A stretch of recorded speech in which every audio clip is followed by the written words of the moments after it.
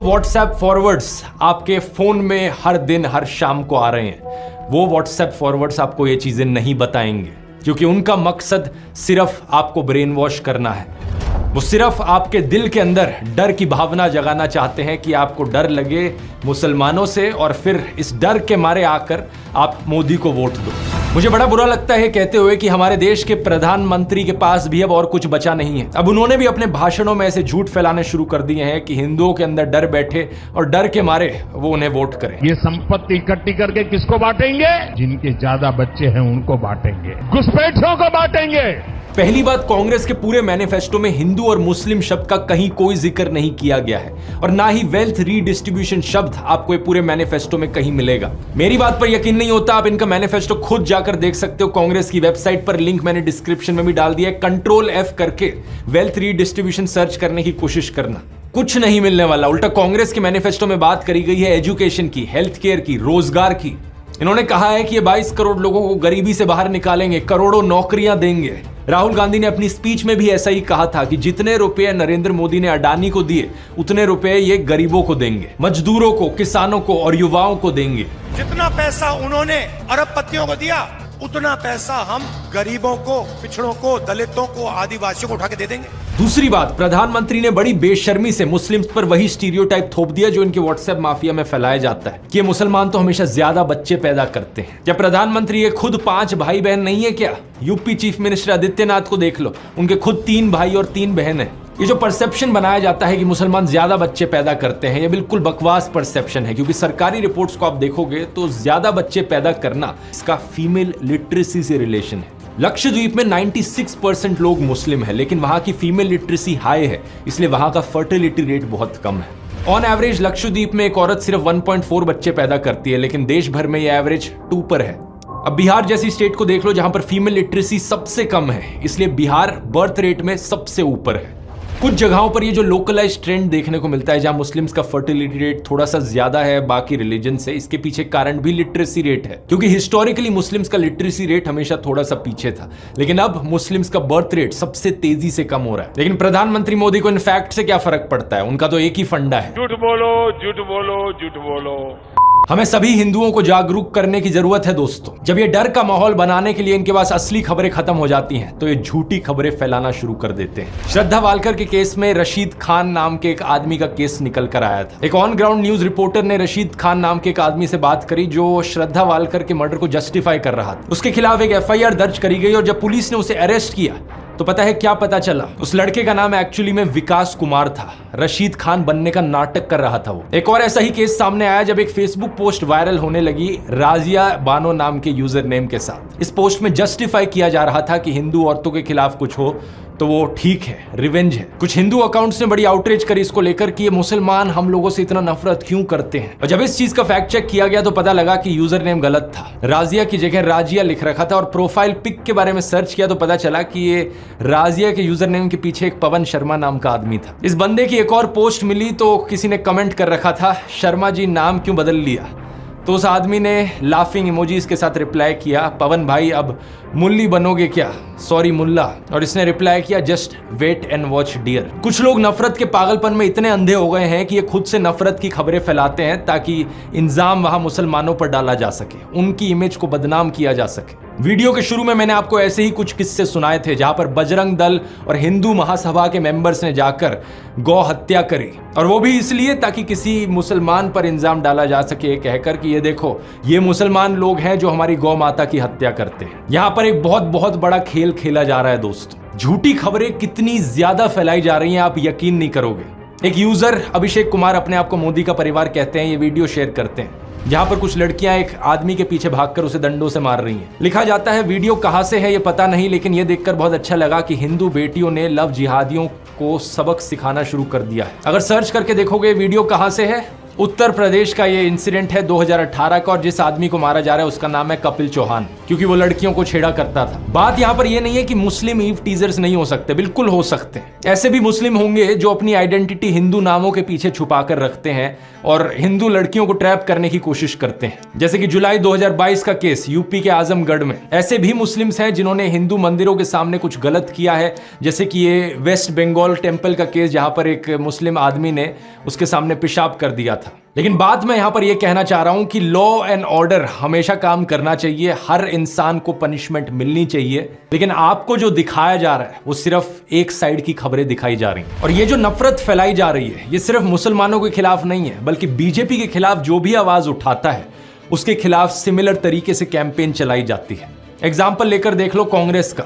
ये खबर सुनी आपने कि कांग्रेस लीडर रशीद अलवी ने राम भक्तों को राक्षस कहकर बुलाया। सिर्फ व्हाट्सएप पर ही नहीं बल्कि इस खबर को तो कई गोदी मीडिया वालों ने भी चलाया था। After Salman Khurshid, another Congress leader sparks a row. Congress neta Alvi compares those chanting Ram Bhakts to demon. Rashid Alvi साहब ने बोला कि ये जो जय श्री राम बोलते हैं ये सब राक्षस है। लेकिन ये सरासर झूठी खबर थी। सच बात यह है कि रशीद अलवी एक्चुअली में बात कर रहे थे रामायण की, जब मेघनाथ से लड़ते हुए लक्ष्मण अनकॉन्शियस हो जाते हैं और हनुमान उनके लिए जड़ी बूटी लेकर आते हैं। रावण कुछ राक्षसों को भेजता है जो अपने आप को एक साधु की तरह डिस्गाइज कर लेते हैं, कुछ ऐसे राक्षस जो खुद जय श्री राम का नारा लगाते हैं। यही चीज उनके द्वारा कही जा रही थी कि ये कुछ लोग जो राम का नाम ले रहे हैं ये असल में राक्षस हैं साधुओं के फेज में। वो अप्सरा बन जाती है और वो हनुमान जी से कहती है, हनुमान क्यों वक्त खराब कर रहे हो, तुम्हें तो सूरज निकलने से पहले जाना है संजीवनी बूटी लेकर। और ये जो सामने बैठा है जय श्री राम कह रहा है, मुनि नहीं, ये निश्चर घोरा, ये मुनि नहीं है, ये तो घोर राक्षस है। मैं आपसे बस इतनी बात कह के अब आपसे विदा लूंगा कि आज भी बहुत लोग जय श्री राम का नारा लगाते हैं, वो सब मुनि नहीं, वो निश्चर है। बीजेपी वाले ये बात जानते थे, लेकिन जानबूझ के इनकी स्टेटमेंट को क्लिप किया गया ये दिखाने के लिए कि कांग्रेस मुसलमानों के साथ है, हिंदुओं के खिलाफ बोलती है। रवीश कुमार के साथ भी ये चीज अक्सर करी जाती है। दिल्ली में जब दंगे भड़के थे, शाहरुख नाम के एक आदमी ने गोलियां चलाई थी। व्हाट्सएप पर एक क्लिप काट कर डाली जाती है जिसके ऊपर नीचे कैप्शन लिखा जाता है, आतंकी शाहरुख को बचाने के लिए रवीश ने बताया उसे ब्राह्मण अनुराग मिश्रा। जो ओरिजिनल अनएडिटेड वीडियो है वहां पर रवीश कुमार कह रहे हैं अभी भी जरूरत है कि पुलिस इसकी पहचान को लेकर दोबारा बोले। पुलिस साफ कहती है कि शाहरुख है, मगर आप सोशल मीडिया में देखिए अनुराग मिश्रा बताया जा रहा है। अभी भी जरूरत है कि पुलिस इसकी पहचान को लेकर दोबारा बोले। इसके बाद एक एनडीटीवी रिपोर्टर खुद पुलिस से बात करते हैं और कंफर्म करते हैं कि इस आदमी का नाम शाहरुख ही है। नाम को लेकर कोई स्पष्टीकरण आया है कि नाम क्या है? शाहरुख नाम है उसका।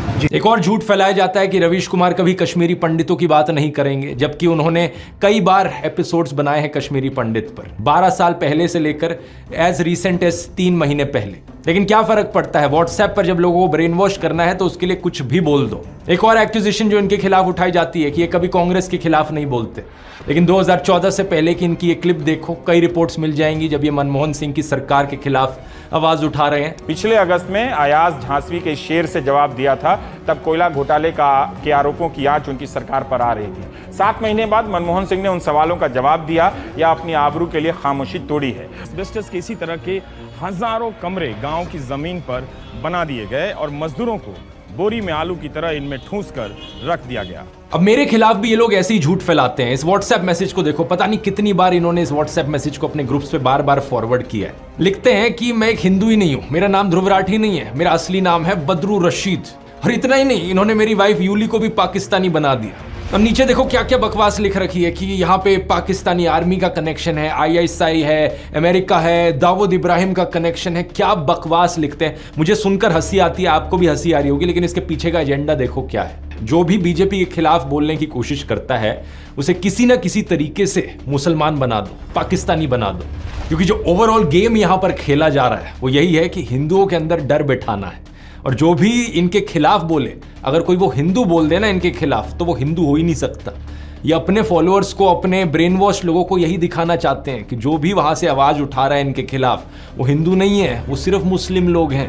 जो झूठ ये फैलाते हैं उसे ये डबल चेक भी नहीं करते। एक ये मैसेज था इनका जो फैलाया जा रहा था, अभी कुछ दिन पहले एक ये दूसरा मैसेज है इनका जो ये फैला रहे हैं। इस ट्वीट को देखो, इसके अनुसार तो मेरे फादर इन लॉ हैं एक्चुअली में पाकिस्तानी सिटीजन, यानी कि यूली के पापा।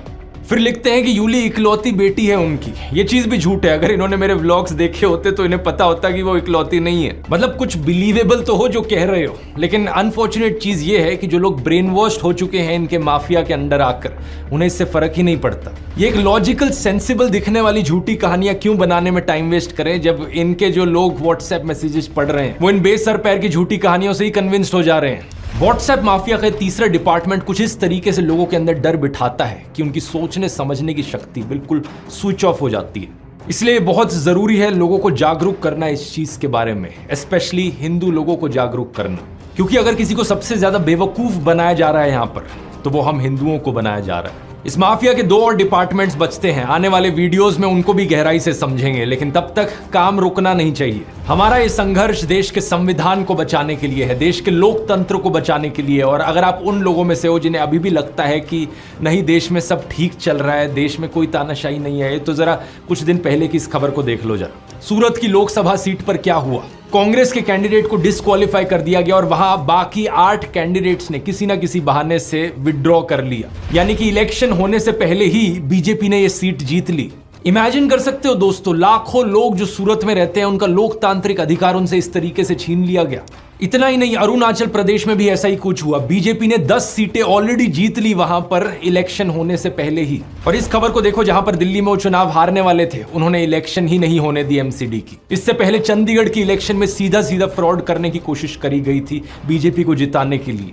मतलब समझ रहे हो आप इस सब का दोस्तों? जो पहले चंडीगढ़ में हुआ, जो आज सूरत में हुआ, वो कल पूरे हिंदुस्तान में होगा अगर इन्हें इसी तरीके से जीतने दिया गया तो। 1 नेशन 1 इलेक्शन तो सिर्फ दिखावे का फंडा लगता है। अगर देश इसी तरीके से आगे बढ़ता रहा तो यहां पर जल्द ही 1 नेशन 0 इलेक्शन होगी। चुनाव होने से पहले ही बीजेपी के कैंडिडेट्स जीतते जाएंगे। क्या आप ऐसा देश देखना चाहते हो जहां पर इलेक्शन के कोई मायने ही ना रह जाएं? इस चुनाव में दोस्तों हमें अपनी पूरी जी जान लगानी होगी देश के लोकतंत्र को बचाने के लिए। मैंने तो अपना पूरा करियर यहां दांव पर लगा दिया है, क्योंकि मैं चुप नहीं बैठ सकता। मैं देश को ऐसी हालत में गिरते नहीं देख सकता। इसलिए मैं बार बार कह रहा हूं, अपनी आवाज उठाओ, क्योंकि शायद दोबारा कभी मौका ना मिले। 3 स्टेप्स मैं आपको दोबारा से बताना चाहूंगा। स्टेप 1, मेरे व्हाट्सएप चैनल को जाकर ज्वाइन करो। इसका लिंक इस QR कोड में मिल जाएगा, या लिंक डिस्क्रिप्शन में भी है। अगर ये लिंक आपके लिए खुल नहीं रहा तो व्हाट्सएप ऐप को अपडेट करो अपने फोन पर। चैनल ज्वाइन करने के बाद बेल आइकन दबाओ नोटिफिकेशन का। हमारा मिशन है 100 करोड़। हम व्हाट्सएप पर एक ऐसी आंधी लेकर आएंगे सच की कि इनका ये पूरा व्हाट्सएप माफिया दब जाएगा। स्टेप 2, वोट करना मत भूलना। वोट करना बहुत बहुत जरूरी है। अपने परिवार में, अपने दोस्तों तक ये चीजें पहुंचाओ। और स्टेप 3, जितना आप अपने आसपास के लोगों को जागरूक कर सकते हो करो। वीडियोस बना के करो, या घरों से बाहर निकलो, गांव में जाओ, मोहल्लों में जाओ, सड़कों पर घूमो, लोगों तक ये संदेश पहुंचाओ कि देश कितना खतरे में है। मुझे नहीं पता अंत में हमारी ये कोशिश सफल होगी या नहीं, लेकिन एक बात जरूर पता है मुझे, मैं अपने आप पर हमेशा गर्व करूंगा कि मैं चुप नहीं बैठा रहा। मैंने अपनी तरफ से पूरी कोशिश करी, आखिरी दम तक कोशिश करी। जय हिंद।